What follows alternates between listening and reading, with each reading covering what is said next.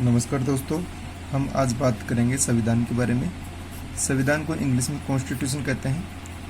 और कॉन्स्टिट्यूशन शब्द जो है, या फिर ये कहूँ कि constitution word sir Henry man ने दिया है। सर हेनरी मैन एक राजनीतिक विशेषज्ञ है, पॉलिटिकल साइंटिस्ट है, जिन्होंने संविधान शब्द दिया है, या फिर मैं ये कह दूँ कॉन्स्टिट्यूशन शब्द दिया है। इसके साथ में ही जो संविधान शब्द देता है, या फिर बाद में ये कह दूँ कि जो भी ऑक्सफोर्ड यूनिवर्सिटी की डिक्शनरी आती है उसमें जो शब्द नए ऐड होते हैं, तो उस नए शब्दों के साथ उनकी डेफिनेशन भी दी जाती है, परिभाषा भी दी जाती है। तो संविधान की परिभाषा की बात करते हैं अपन।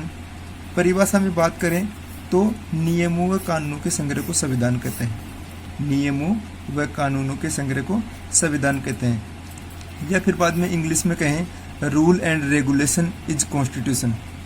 Rule and regulation is constitution. अब ये संविधान के बारे में आपने देखा कि संविधान शब्द सर हेनरी मैन ने दिया है और इसकी परिभाषा है नियम व कानूनों के संग्रह को संविधान कहते हैं। अब बात करते हैं प्रकारों की। कितने प्रकार के होते हैं संविधान? तो संविधान दो प्रकार के होते हैं, अलिखित संविधान और लिखित संविधान।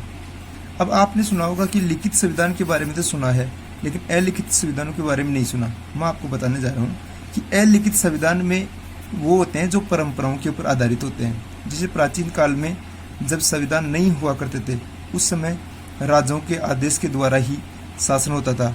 या फिर बाद में आपने मॉडर्न रूप में बाहुबली मूवी देखी होगी, उसका एक फेमस डायलॉग है कि मेरा आदेश ही मेरा शासन है। इस प्रकार से ब्रिटेन में राजतंत्र था और यहाँ राजा का आदेश ही शासन था, इसलिए यहाँ का संविधान अलिखित है। और इसके साथ में ही न्यूजीलैंड का संविधान अलिखित है। और एक देश है ओमान, उसका संविधान भी अलिखित है।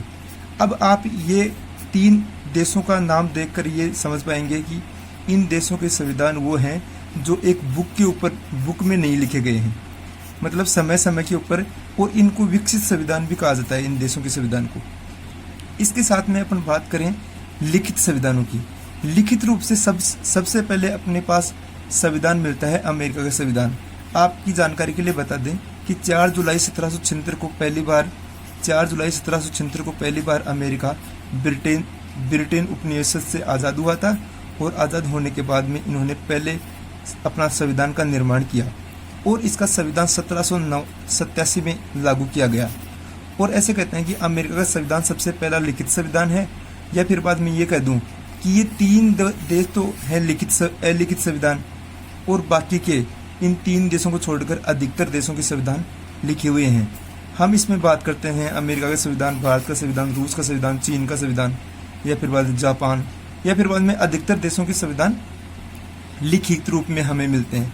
लिखित रूप में आपको एक फॉर्मेट के रूप में कह सकते हैं, या फिर बाद में एक बुक है, उसमें देश की जितनी भी शासन व्यवस्था है उसके बारे में लिखा गया है। और लिखने के बाद में इसमें जो भी नियम और कानून होते हैं उनको नागरिकों को बताया जाता है। और जो भी सरकार चलाते हैं, या फिर बाद में जो भी संसद नए कानूनों का निर्माण करती है, तो इन नियमों व कानूनों को ध्यान में रखती है। यहाँ तक मैं उम्मीद करता हूँ कि आपकी समझ में आ गया होगा। आगे अपन बात करें तो ये दो प्रकार के संविधान में हम बात करते हैं लिखित संविधानों के बारे में। लिखित संविधान में हम बात करेंगे भारत के संविधान की। भारत के संविधान की बात करें तो इंडियन कॉन्स्टिट्यूशन के बारे में बात करने से पहले मेरा एक छोटा सा क्वेश्चन है, आप ही बता दीजिए कि भारत के संविधान की आवश्यकता हमें क्यों पड़ी?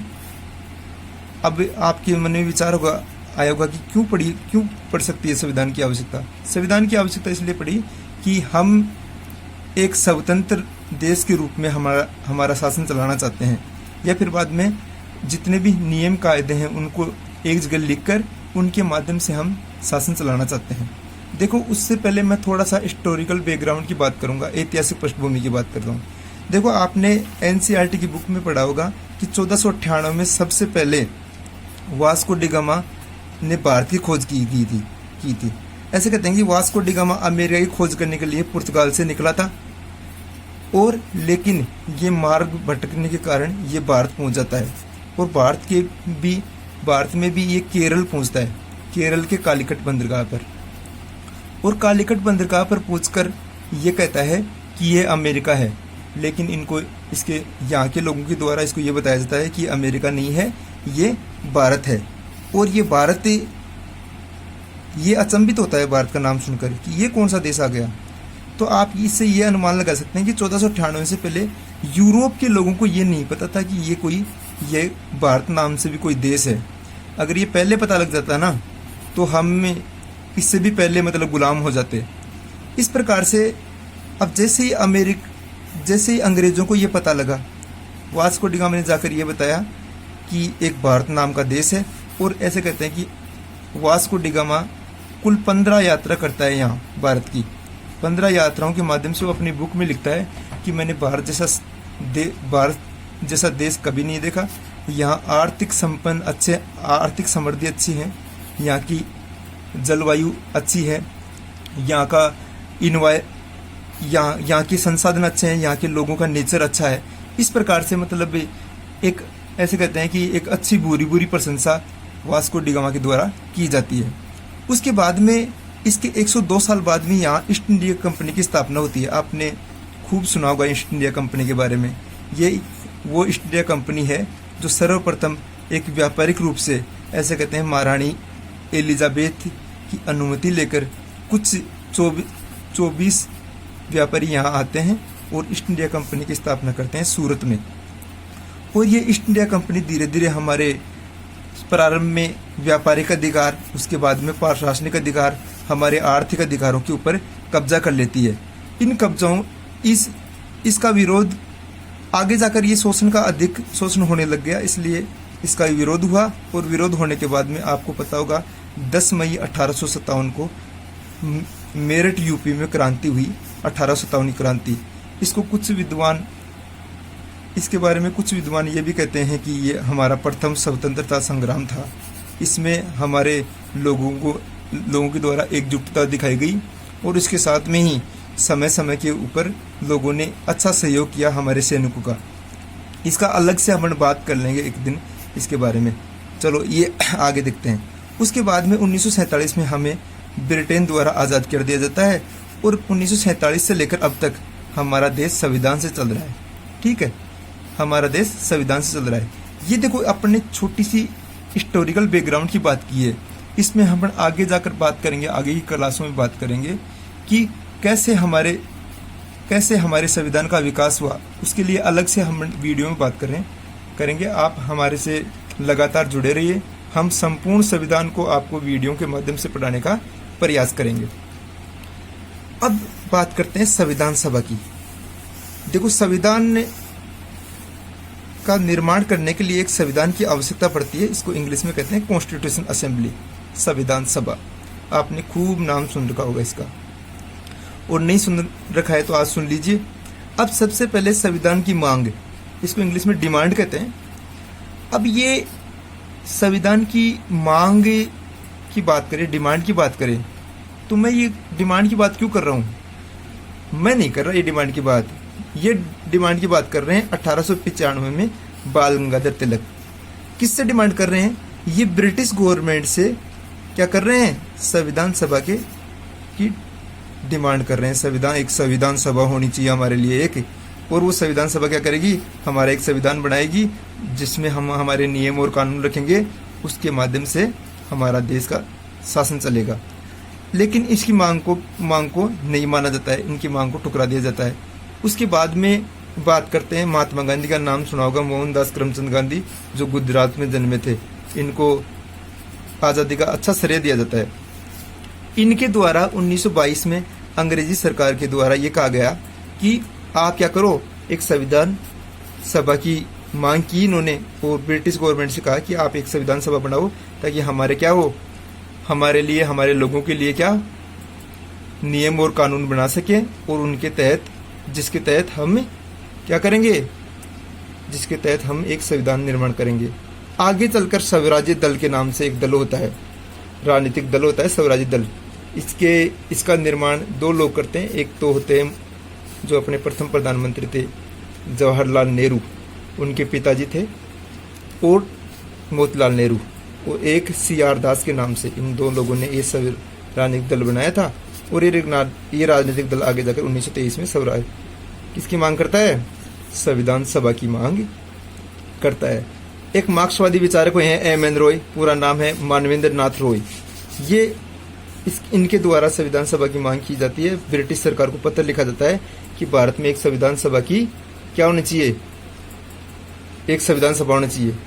इन सभी मांगों को देखते हुए, चाहे वो बाल गंगाधर तिलक की बात हो, चाहे वो महात्मा गांधी की बात हो, चाहे वो स्वराज्य दल की बात हो, या एम.एन. रॉय के पत्र की बात हो, इनके माध्यम से ब्रिटिश सरकार को ऐसा करने की, बार बार कोई कार्य करोगे ना आप, तो मतलब उस कार्य में आप मतलब उसमें संपूर्णता आने लग जाएगी। ये जितनी भी मांग की गई, इनके माध्यम से क्या किया गया, ब्रिटिश सरकार को ध्यान दिलाया गया। और ध्यान दिलाने के बाद में यहाँ 1946 में 3 लोगों की एक अंग्रेज सरकार के द्वारा कैबिनेट मिशन तैयार किया गया। सर क्रिप्स इसके अध्यक्ष थे और 2 अन्य सदस्य इसके साथ थे। और जैसे ही ऐसे कहते हैं कि ये कैबिनेट मिशन भारत में आया, और कैबिनेट मिशन भारत में आने के बाद में यहाँ एक संविधान सभा की स्थापना की गई। संविधान सभा में 389 सदस्य थे प्रारंभ में। ऐसे कहते हैं इसमें से 292 सदस्य तो क्या थे, ब्रिटिश भारत से थे, 4 सदस्य चीफ कमिश्नर क्षेत्र से थे, और ऐसे कहते हैं बाकी के बचे हुए राज्य रजवाड़े, या फिर मैं ये कह दूं देसी रियासतों से माने जाते हैं। देसी रियासतों के बारे में आपको पता होगा कि यहाँ 2 प्रकार का शासन था। एक तो देसी रियासत थे, और देसी रियासत का मतलब ये है कि यहाँ के जो राजा थे ना, उनका शासन था। इसके बाद में हम बात करें आगे, संविधान का निर्माण कब प्रारंभ हुआ, तो संविधान का निर्माण प्रारंभ हुआ 9 दिसंबर 1946 को। 9 दिसंबर 1946 को संविधान सभा की प्रथम बैठक हुई। उस प्रथम बैठक में क्या किया गया, डॉक्टर सच्चिदानंद सिन्हा को, जो हमारे संविधान सभा के या कॉन्स्टिट्यूशन असेंबली के सबसे बुजुर्ग सदस्य थे। आपको पता है भारतीय संस्कृति में जो बुजुर्ग लोग होते हैं ना, उनका अच्छा मतलब स्थान दिया जाता है। आपके घर में दादाजी होते हैं, उनकी बात सब मानते हैं। वैसे आधुनिक जो सोशल मीडिया का युग है, इसमें ये परंपराएं थोड़ी सी घटती नजर आ रही हैं, लेकिन फिर भी भारतीय संस्कृति की ये मूल जड़ है जो बुजुर्गों का सम्मान करने की। ये सम्मान ही हमारे को देखने को मिलता है कभी 9 दिसंबर 1946 को हमारी संविधान सभा की जब प्रथम बैठक हुई थी। समझ रहे हो, थोड़ा साफ नहीं आ रहा। अब देखो आगे देखो, 11 दिसंबर 1946 को दूसरी बैठक हुई। इस दूसरी बैठक में क्या किया गया, इस दूसरी बैठक में संविधान सभा के जो स्थायी अध्यक्ष नहीं क्या, ये डॉक्टर राजेंद्र प्रसाद को बनाया गया। ये आगे जाकर हमारे क्या बन जाएंगे, हमारे देश के प्रथम राष्ट्रपति बन जाएंगे। उसके बाद में हम बात करते हैं 13 दिसंबर 1946। 13 दिसंबर 1946 को तीसरी बैठक हुई, जिसमें पंडित जवाहरलाल नेहरू के द्वारा उद्देश्य प्रस्ताव पेश किया गया। उसके बाद में हम बात करते हैं 26 नवंबर 1949 को। 26 नवंबर 1949 को संविधान बनकर तैयार हो गया, और संविधान बनकर तैयार होने के बाद में इसको लागू किया गया 26 जनवरी 1950 को। आपका एक क्वेश्चन हो सकता है इसके बारे में, क्या क्वेश्चन हो सकता है कि 26 नवंबर को बनकर तैयार हो गया, तो 26 जनवरी को लागू क्यों हुआ। इसके पीछे ऐसे कहते हैं कि 1929 में एक लाहौर में अधिवेशन हुआ था, जिसकी अध्यक्षता जवाहरलाल नेहरू के द्वारा की गई थी। और जवाहरलाल नेहरू ने उस समय 1929 में लाहौर अधिवेशन में, जो रावी नदी के तट के ऊपर हुआ था, उसमें पूर्ण स्वतंत्रता की मांग की थी। तो 26 जनवरी 1929 से हम हर वर्ष स्वतंत्रता दिवस मनाते आ रहे हैं। उसके बाद में हमें आज़ादी मिल गई 15 अगस्त 1947 को, इसलिए हम आज भी 15 अगस्त को स्वतंत्रता दिवस मनाते हैं। इस ऐतिहासिक दिन को याद करने के लिए हमने 26 नवंबर को क्या संविधान लागू ना करके हमने लागू किया कब, 26 जनवरी 1950।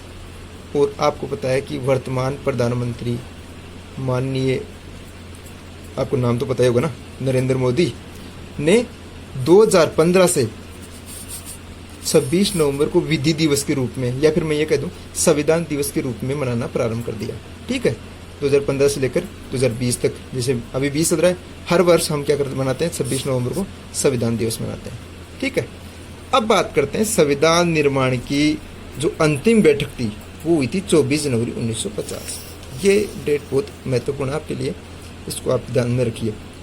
प्रतियोगी परीक्षाओं के विद्यार्थियों के लिए ये छोटे छोटे फैक्ट बहुत ही उपयोगी है और मैं आगे भी प्रयास करूँगा ऐसे वीडियो आपके लिए बनाने का। अब बात करते हैं राष्ट्रगान, राष्ट्रगीत और राष्ट्रपति। देखो मैं ये क्यों बात कर रहा हूँ, आपको पता है 24 जनवरी 1950 को जब संविधान सभा की अंतिम बैठक हुई थी, उसमें पहला कार्य हुआ डॉक्टर राजेंद्र प्रसाद को भारत का राष्ट्रपति नियुक्त